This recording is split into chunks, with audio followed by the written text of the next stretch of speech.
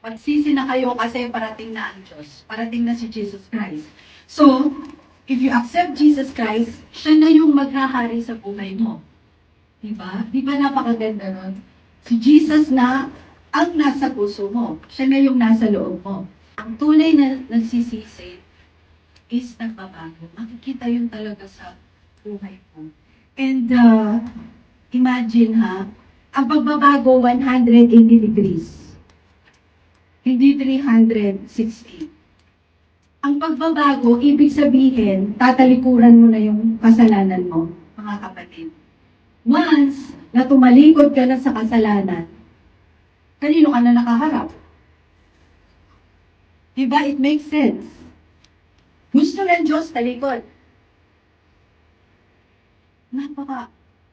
Iba talaga ang Diyos eh. Lahat ng inuutos niya para sa'yo. Hindi para sa kanya. Sa dinami-dami ng kinreate niya kasama ng mga aso at pusa.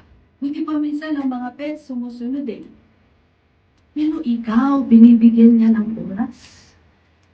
Binibigyan niya ng kapatawaran. How many times you have broken God's heart? Ilang beses. And still, He accepts you. Ang tatay na to, will go extra mile. Gagawin yun para sa kanyang anak. How much more our Father in heaven? Isa lang yung anak niya, si Jesus. Pero nung time na nagsasuffer si Jesus, para lang isip ka, kailangan niya